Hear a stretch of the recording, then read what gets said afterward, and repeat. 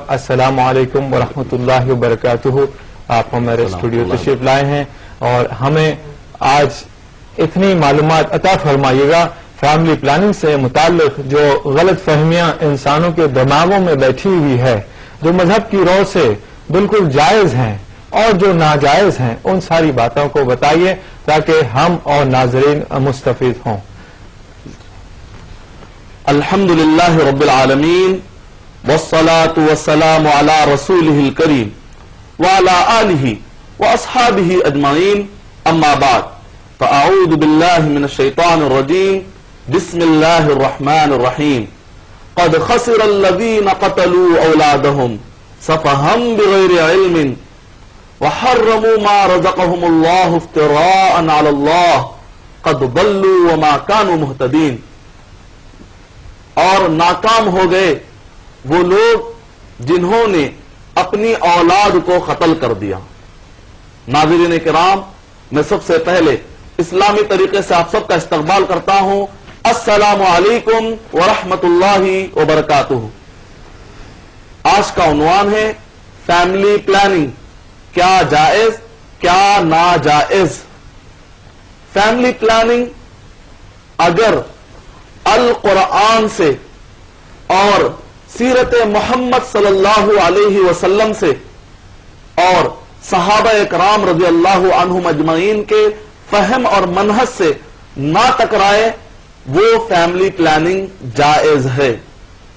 لیکن اگر family planning القرآن سے، سیرت محمد صلی اللہ علیہ وسلم سے اور صحابہ اکرام رضی اللہ عنہم اجمعین کے منہج اور فہم سے اگر ٹکرا جائے تو پھر ہم مسلمان فخر کے ساتھ ایسی ہر چیز کا رد کرتے ہیں، چاہے باطل ادیان پر چلنے والے مفکرین یا باطل نظاموں کو قائم کرنے والے دانشوروں، ان کی منطق کو چاہے یہ بات سمجھ میں آئے یا نہ آئے، ہم ایسے سارے نظام کو رد کرتے ہیں جو قرآن اور حدیث سے ٹکرا جائے۔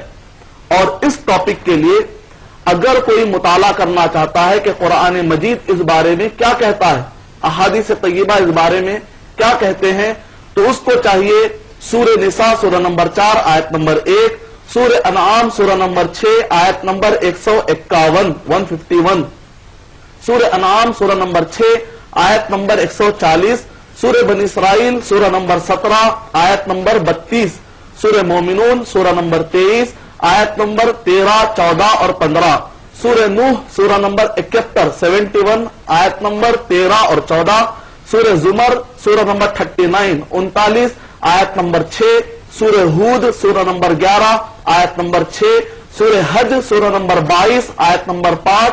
اور اللہ سبحانہ و تعالیٰ نے ایمبریولوجی سے متعلق، جس کا خاصا گہرا تعلق ہے، ایک سورت، اس کا مکمل نام ہی سورۃ العلق رکھا گیا ہے۔ اگر کوئی اس بارے میں پڑھنا چاہتا ہے اور تفصیلی معلومات حاصل کرنا چاہتا ہے تو الحمدللہ قرآن مجید میں اس بارے میں معلومات موجود ہیں۔ صحیح بخاری جلد نمبر 7 حدیث نمبر 135، حدیث نمبر 136 اور حدیث نمبر 137 انگلش حوالے کے مطابق ان سارے حدیثوں اور آیات کا مطالعہ کریں گے تو یقیناً اسلامی پرسپیکٹو معلوم ہوگا کہ اس میں جائز کیا ہے اور ناجائز کیا ہے۔ مدنی صاحب، یہ تو ان جنرل ایک آئیڈیا ہوا کہ فیملی پلاننگ یا انسان کی تولید سے، انسان کے نشو و نما سے، انسان کے ارتقاء سے متعلق یہ ساری باتیں، تو یہ ان جنرل بالکل عام معلومات ہوئی ہے۔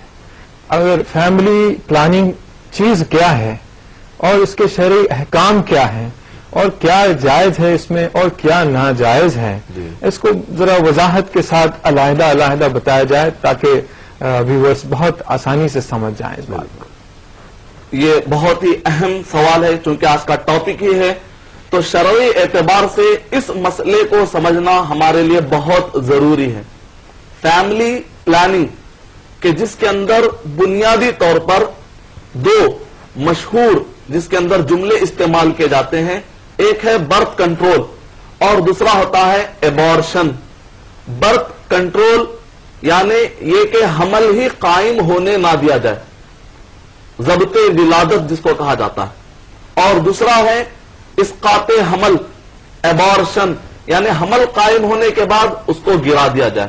یہ دو مشہور جملے استعمال میں آتے ہیں فیملی پلاننگ. آئیے دیکھتے ہیں کہ اس کا شرعی پہلو کیا ہے. ہم معلوم کرتے ہیں جہاں تک برتھ کنٹرول کا تعلق ہے، جس کو ضبط ولادت کہتے ہیں، تو اس کے اندر عام طور پر جو مشہور میتھڈ ہے جو لوگوں نے رائج کیے ہیں، ایک ہے پرماننٹ میتھڈ اور دوسرا ہوتا ہے ٹیمپرری میتھڈ. اس کے اندر اسلامی اعتبار سے جو جائز شکل بنتی ہے، سب سے پہلے یعنی برتھ کنٹرول کے اندر جو ٹیمپرری میتھڈ ہے یا جو ہمیشہ کا ہے، جس کو ہم کہتے ہیں کہ یہ پرماننٹ میتھڈ جو مشہور ہے. پرماننٹ میتھڈ میں صرف دو شکلیں ہمارے لیے جائز ہیں. ایک یہ ہے کہ ماں کی جان کو خطرہ ہو، تو ایسے وقت پر اخف الضررین اہون البلیتین، کہ بڑے نقصان سے بچنے کے لیے چھوٹے نقصان کو برداشت کیا جاتا ہے. دوسرا جو جائز ہے وہ یہ ہے کہ اگر ماں کو ایسی بیماری ہونے کا قوی اندیشہ ہو کہ ڈاکٹر بتلاتے ہیں کہ جان لیوا بیماری ہو سکتی ہے، جس کی وجہ سے ایسے وقت پر اس کو ہمیشہ کے لیے ضبط ولادت کروایا جائے، یعنی کہ پرماننٹ برتھ کنٹرول کروا دیا جائے، تو یہ دو شکلوں میں پرماننٹ برتھ کنٹرول جائز ہے. البتہ ٹیمپرری برتھ کنٹرول تین شکلوں میں جائز ہے. ایک تو یہ ہے کہ اگر یہ کہا جائے کہ بچہ اگر فوراً ہوگا، دوسرا بچہ اگر فوراً ہوگا تو ماں کے جان کو خطرہ ہو سکتا ہے، اس شکل میں بھی ٹیمپرری برتھ کنٹرول کروایا جا سکتا ہے. دوسری شکل یہ ہے کہ ماں کو جان لیوا بیماری ہو سکتی ہے، یہ بھی جائز ہے.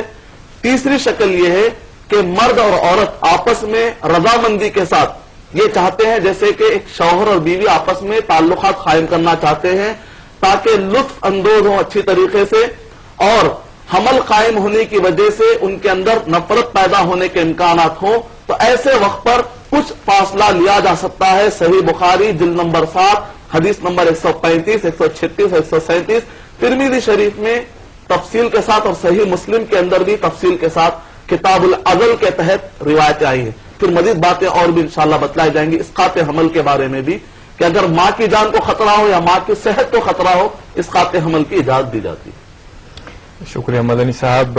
آئیے ایک امین صاحب بنگلور سے لکھتے ہیں، ایس ایم ایس بھیجا ہے انہوں نے، what are various methods of birth control in Islam. تو میں سمجھتا ہوں کہ جو آپ نے جواب دیا ہے امین صاحب کو، اگر آپ ہمارا پروگرام دیکھ رہے ہیں تو آپ کے ایس ایم ایس کا جواب یقیناً ہمارے پہلے سوال میں مل گیا ہوگا. آئیے ایک کالر ہمارے لائن پر ہیں، ان سے بات کرتے ہیں. ہیلو السلام علیکم. جی وعلیکم السلام ہاں میں ورن گاؤں سے گسال تعلقے سے مہاراشٹر سے کے وی قاضی بول رہا ہوں. جی صاحب. ہاں سوال یہ ہے کہ ایک آدمی ہے جی. وہ صلاۃ کا پابند ہے، پہلے نماز پڑھاتے تھے اور جب فیکٹری میں سروس کرتے تھے، انہوں نے 8 بچوں کے اوپر برتھ کنٹرول کا آپریشن کر لیا.